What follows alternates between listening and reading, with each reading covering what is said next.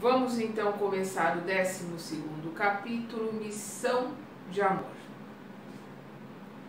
Voltando a casa, algumas horas transcorreram, tocadas para nós de singular expectativa. Entretanto, à noitinha, Saldanha, vamos lembrar que Saldanha é o chefe dos obsessores, Saldanha manifestou o propósito de visitar o filho hospitalizado. Com espanto, reparei que o nosso instrutor lhe pedia permissão para que o acompanhássemos. O perseguidor de Margarida, algo surpreso, concordou, indagando, porém, quanto ao móvel de semelhante solicitação, o porquê de semelhante situação. Quem sabe se poderemos ser úteis, respondeu Gúbio, otimista. Não houve relutância. Guardadas rigorosas precauções por parte de Saldanha, que se fez substituir junto à doente por Leôncio, um dos dois implacáveis hipnotizadores, rumamos para o hospício. Vamos lembrar, que o filho do Saldanha está encarnado, internado no hospício, ele está enlouquecido. Entre variadas vítimas da demência, relegadas a reajuste cruel, a posição de Jorge, que é o filho do Saldanha, era de lamentar. Encontramo-lo de bruços no cimento gelado de cela primitiva. Mostrava as mãos feridas, coladas ao rosto imóvel. O genitor, o pai, que até ali se nos afigurara impermeável e endurecido, contemplou o filho com visível angústia nos olhos, velados de pranto, cobertos de pranto, e elucidou com infinita amargura na voz. Está certamente repousando depois de crise forte. Não era, contudo, o rapaz tresloucado e abatido quem mais inspirava compaixão. Agarradas a ele, ligadas ao círculo vital que lhe era próprio, a mãezinha e a esposa desencarnadas absorviam-lhe os recursos orgânicos, sugavam os recursos orgânicos do Jorge. Jaziam igualmente estiradas no chão, letárgicas quase, como se houvessem atravessado um violento acesso de dor. Irene, a suicida, trazia a destra presa à garganta, apresentando o quadro perfeito de quem vivia sob dolorosa aflição de envenenamento, ao passo que a genitora, a mãe, enlaçava o enfermo de olhos parados nele, exibindo ambas sinais iniludíveis, quer dizer, indisfarçáveis, de atormentada introversão. Então nós vemos a Irene com a destra, a mão direita, apertando a garganta porque ela se envenenou, e a mãe do Jorge, a ex-esposa do Saldanha, abraçando e olhando para o filho. Fluidos semelhantes à massa viscosa cobriam-lhes todo o cérebro, desde a extremidade da medula espinhal até os lobos frontais, acentuando-se nas zonas motoras e sensitivas. Concentrada nas forças do infeliz, como se a personalidade de Jorge representasse a única ponte de que dispunham para a comunicação com a forma de existência que vinham de abandonar, revelavam-se integralmente subjugadas, quer dizer, dominadas pelos interesses primários da vida física. Alimentar, dormir, defecar, urinar. Estão loucas, informou Saldanha na intenção evidente de ser agradável. Não me compreendem, nem me reconhecem, embora me fixem, me olhem. Guardam o comportamento de crianças quando fustigadas pela dor, maltratadas pela dor. corações de porcelana quebrados facilmente.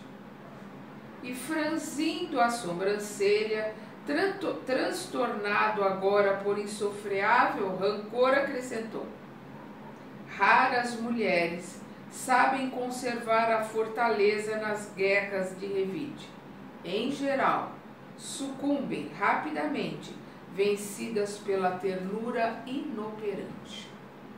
Nosso orientador, desejando anular as vibrações de cólera no companheiro, cortou-lhe o rumo das impressões destrutivas, confirmando pesaroso. Palavras de Google, né? Demoram-se efetivamente em profunda hipnose. Nossas irmãs não conseguiram, por enquanto, ultrapassar o pesadelo do sofrimento no transe da morte, né, no desencarne, qual acontece ao viajante que inicia a travessia de vasta corrente de águas turvas sem recursos para alcançar a outra margem. Ligadas ao filho e esposo, objeto que lhes centralizou nas horas finais do corpo denso todas as preocupações afetivas, combinaram as próprias energias com as forças torturadas dele e aquietam-se aflitivamente no centro dos fluidos que lhes constituem criação individual, como acontece ao bicho da seda, imobilizado e dormente sob os fios tecidos por ele mesmo. O que ele está colocando aqui? Como ele era o objeto central do pensamento delas, a mãe quando morreu e a Irene, que era a esposa do Jorge, quando se suicidou ali, quando não aguentou a dor, né, de toda a situação e a injustiça para com o marido. Então, como último pensamento, o pensamento central das duas, a genitora, a mãe em relação ao filho e a esposa em relação ao marido, a hora que desencarnaram, se imantaram a ele, né? Estão se alimentando das energias dele, quer dizer, elas, não é a intenção delas, mas elas o estão prejudicando muito, né? Com os sentimentos deletérios, com os pensamentos e principalmente com o ódio, com a raiva. O desconhecimento faz com que elas estejam ali vampirizando as energias dele, fazendo com que ele fique muito pior, e não é esta a intenção delas. O obsessor de Margarida, né, o Saldanha, registrou as observações demonstrando indisfarçável surpresa no olhar e acentuou mais calmo. Por mais que eu me procure insinuar, gritando-lhes meu nome aos ouvidos, não conseguem entender-me. Em verdade, movem-se e se lastimam por meio de longas frases desconexas, mas a memória e a atenção parecem mortas. Se insisto, carregando-as a custo, ansioso por infundir-lhes vida nova com que me possam auxiliar na vingança, vejo frustrado todo o esforço, porquanto regressam imediatamente para Jorge, logo que as suponho livres no impulso análogo ao das agulhas de um imã, que um imã recolhe a distância. Então ele tira elas dali, mas ele usou o exemplo certo. Elas estão imantadas, então como ele é o imã que as atrai, ele tira elas, coloca elas para longe, elas voltam para junto deles, porque elas estão sendo atraídas, porque a energia, o pensamento delas está ligado ao Jorge. Sim, confirmou o nosso diretor, né, o Gúbio, mostram-se temporariamente esmagadas de pavor, desânimo e sofrimento. Pela ausência de trabalho mental contínuo bem coordenado, não expeliram, abre aspas, as forças coagulantes, fecha aspas, do desalento que elas mesmas produziram, inconformadas ante os imperativos da luta normal na terra e entregaram-se com indiferença a deplorável torpor, dentro do qual se alimentam das energias do enfermo. Então elas estão ali se alimentando das energias do Jorge, que já está doente, já está no estado, né, deplorável. Drenado incessantemente, né, sugado incessantemente nas reservas psíquicas, o doente, hipnotizado por ambas, vive entre alucinações e desesperos, naturalmente incompreensível para quantos o rodeiam. Então ele está ali, sentindo o que ela sente, visualizando o que elas projetam. Então ele entra naquele desespero com aquelas imagens, e aqueles que estão à volta, os médicos, né, a ciência, o colocaram ali como louco, porque não conseguem entender o que está acontecendo.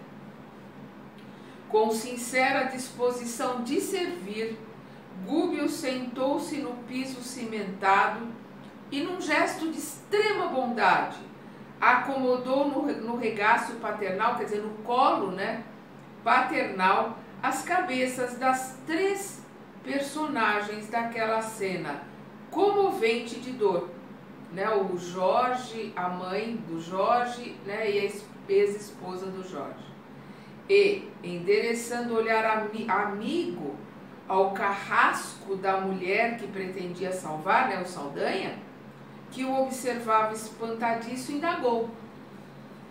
Então ele colocou os 3, que cena linda, né? Colocou os 3 no colo, com um olhar paternal, olhou para o Saldanha, que é o carrasco da filha amada, a filha do coração dele, né? A mulher com que ele quer salvar. Olhou para aquele algoz, né, dela, né? Aquele torturador dela, e perguntou: Saldanha, permite-me algo fazer em benefício dos nossos?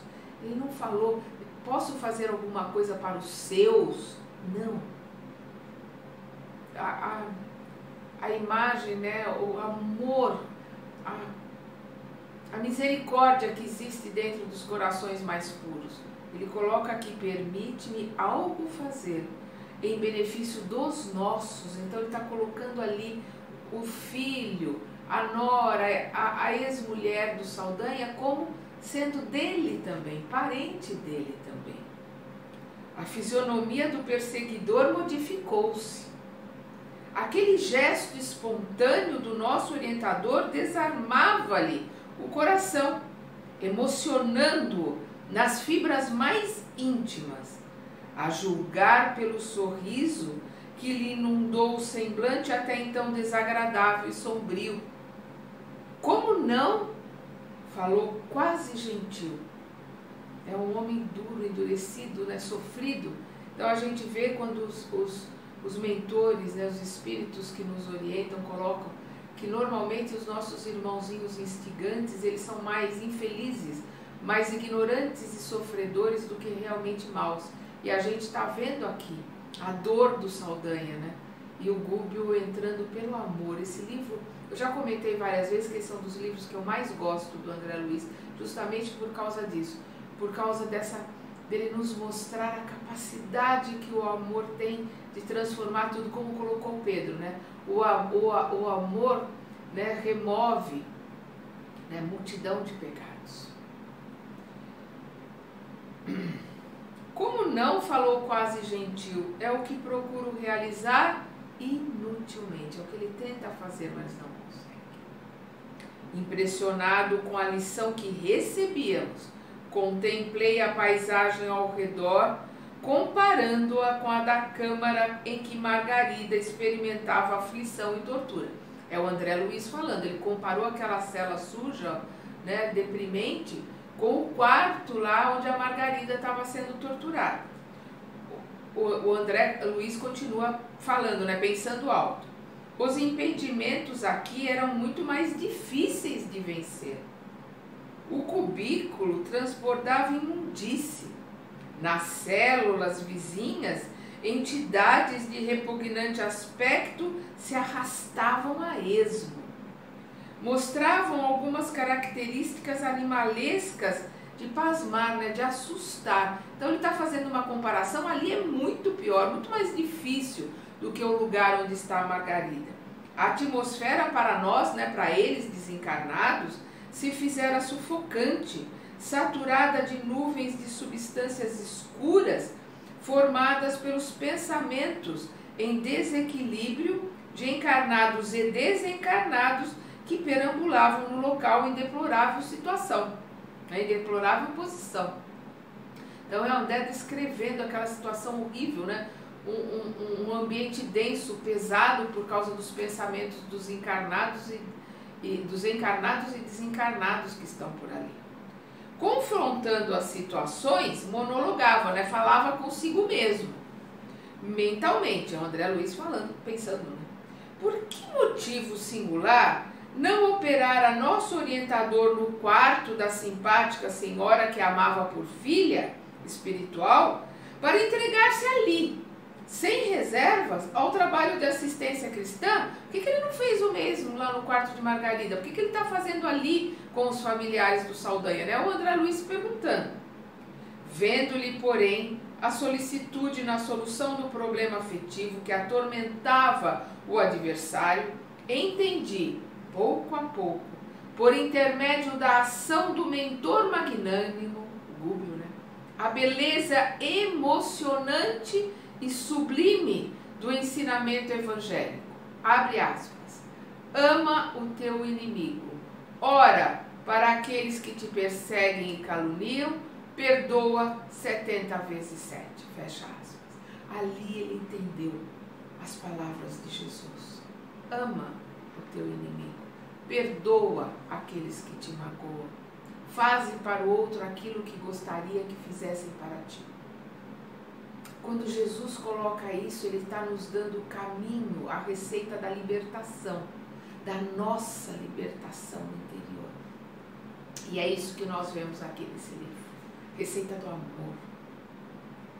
Gúbio, sob nosso olhar comovido, afagava a fronte das 3 entidades sofredoras, parecendo liberar cada uma dos fluidos pesados que as entorpeciam em profundo abatimento. Decorrida meia hora, na evidente operação magnética de estímulo, endereçou novo olhar ao carrasco de Margarida, que lhe analisava os mínimos gestos. Com dobrada atenção interrogou: Saldanha, não te aborreceria se eu orasse em voz alta? Olha o pedido do Gúbio. Como ele não... Melinda não afronta o livre-arbítrio e o direito de ninguém. É um espírito iluminado, né? Um espírito superior, um mentor. Pediu licença ali ao Saldanha para orar para aqueles sofredores. A pergunta obteve os efeitos de um choque. Imagina, né? O susto que o Saldanha levou. Fez o interpelado surpreendido. Acreditas em semelhantes crendices? Mas, sentindo-nos de pronto, a infinita boa vontade aduziu, acrescentou, confundido: sim, sim, se querem, quer dizer, como que se vocês querem, como ele, né, não vai servir para nada, mas se vocês querem, essa é a colocação do Saldanha. Nosso instrutor valeu-se daquele minuto de simpatia e, alçando o pensamento ao alto, rogou humilde, uma prece maravilhosa do Gúbio. Vamos ouvir e sentir esta prece, que ela é linda. Senhor Jesus, nosso divino amigo, há sempre quem peça pelos perseguidos, mas raros se lembram de auxiliar os perseguidores. Em toda parte, ouvimos rogativas em benefício dos que obedecem. Entretanto, é difícil surpreendermos uma súplica em favor dos que administram. Há muitos que rogam pelos fracos para que sejam a tempo socorridos. No entanto, raríssimos corações imploram concurso divino para os fortes, a fim de que sejam bem conduzidos. Senhor, tua justiça não falha. Conheces aquele que fere e aquele que é ferido. Não julgas pelo padrão de nossos desejos caprichosos, porque o teu amor é perfeito e infinito. Nunca te inclinastes tão somente para os cegos, doentes e desalentados da sorte, porque amparas na hora justa os que causam a cegueira, a enfermidade e o desânimo. Se salvas em verdade as vítimas do mal, buscas igualmente os pecadores, os infiéis e os injustos. Não desconsiderastes a arrogância dos doutores e conversastes amorosamente com eles no templo de Jerusalém. Não condenastes os afortunados, e sim, abençoaste-lhes as obras úteis. Em casa de Simão, o fariseu orgulhoso, não desprezastes a mulher transviada, ajudaste-as com fraternas mãos. Não desamparastes os malfeitores, aceitastes a companhia de 2 ladrões no dia da cruz. Se tu, mestre, o mensageiro imaculado, assim procedestes na terra, quem somos nós, espíritos endividados, para amaldiçoarmos uns aos outros? Acende em nós a claridade de um entendimento novo, auxilia-nos a interpretar as dores do próximo por nossas próprias dores. Que coisa linda! Quando atormentados, faze-nos sentir as dificuldades daqueles que nos atormentam, para que saibamos vencer os obstáculos em teu nome. Misericordioso amigo, não nos deixes sem rumo, relegados à limitação dos nossos próprios sentimentos. Acrescenta-nos a fé vacilante, descortina-nos as raízes comuns da vida, a fim de compreendermos finalmente que somos irmãos uns dos outros. Ensina-nos que não existe outra lei fora do sacrifício que nos possa facultar o anelado crescimento para mundos divinos. Impele-nos a compreensão do drama redentor a que nos achamos vinculados. Ajuda-nos a converter o ódio em amor, porque não sabemos, em nossa condição de inferioridade, se não transformar o amor em ódio, quando os teus desígnios se modificam a nosso respeito. Temos o coração chagado e os pés feridos, na longa marcha através das incompreensões que nos são próprias.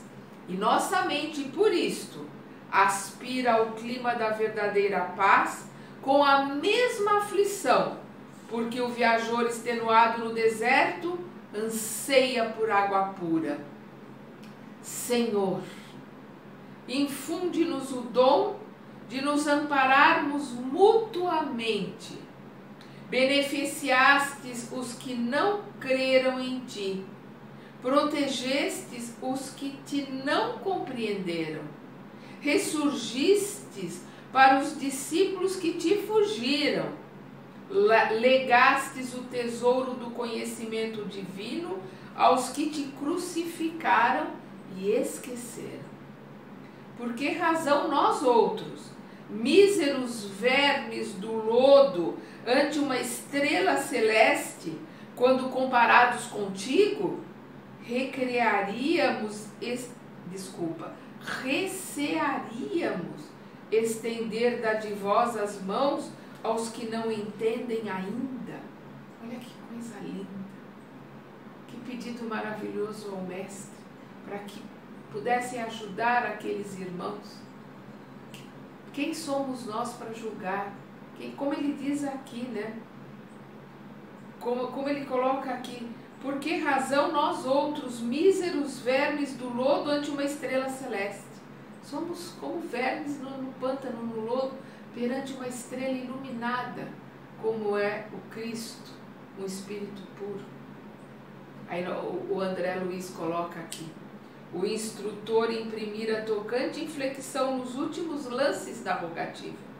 Eló e eu tínhamos os olhos turvos de lágrimas, tanto quanto Saldanha, que recuara aterrado para um dos ângulos escuros da cela triste. Gúbio transformara-se gradualmente.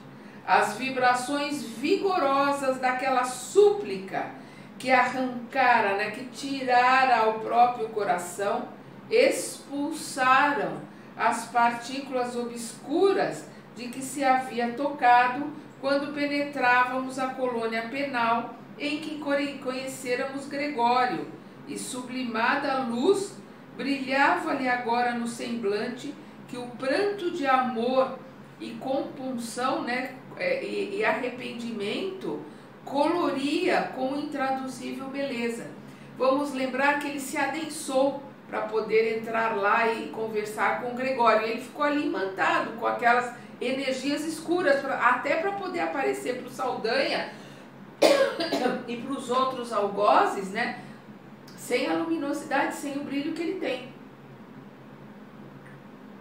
Mas no momento daquela oração sentida, né, daquela compulsão, daquele pedido verdadeiro perante ao Mestre Jesus, tudo aquilo se dissipou e a luz dele apareceu, ele se iluminou. Saldanha fugiu, foi para o fundo da cela aterrorizado perante aquela luz. Parecia ocultar desconhecido lampadário no peito e na fronte, né? Então ele tinha uma luz aqui do coronário, desculpa, o coronário é aqui, do cardíaco, né? E do frontal, aquilo iluminava em volta dele.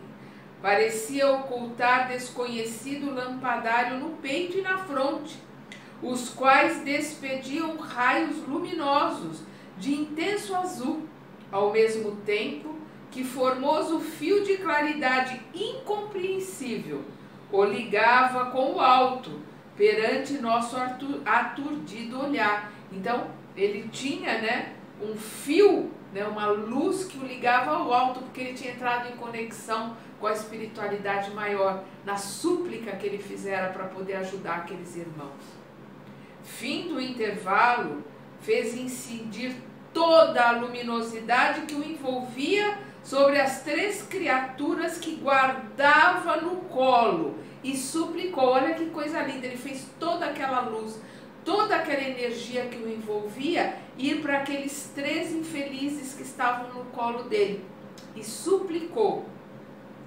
É para eles, Senhor, falando com Jesus, né? É para eles, Senhor, para os que repousam aqui em densas sombras, que te suplicamos a bênção. Desata os mestres da caridade e da compaixão, liberta-os para que se equilibrem e se reconheçam, ajuda-os a se aprimorarem nas emoções do amor santificante, esquecendo as paixões inferiores para sempre. Possam eles sentir-te o zeloso carinho, né, o desvelado carinho, porque também te amam e te buscam inconscientemente, embora permaneçam supliciados no vale fundo de sentimentos escuros e degradantes. Nesse ponto, o orientador interrompeu-se. Intensos jorros de luz projetavam-se em torno dele, atirados por mãos invisíveis aos nossos olhos. Que coisa linda, vinham jorros de luz do alto, né, para aqueles três irmãos por quem ele suplicava. Com perceptível emotividade, Gúbio aplicou passes magnéticos em cada um dos 3 infelizes e em seguida falou ao rapaz encarnado: Jorge, levanta-te, estás livre para o necessário reajustamento.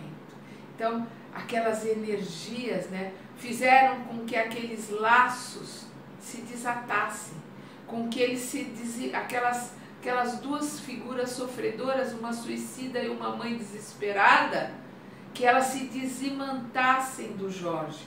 Ele conseguiu limpar, né, libertar o Jorge daquelas energias que o enlouqueciam.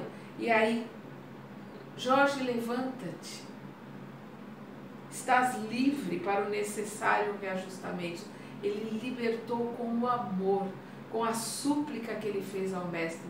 Ele libertou o Jorge daquelas 2 infelizes que estavam ligadas a ele por amor, não porque desejassem mal a ele, mas porque não sabiam como fazer o bem.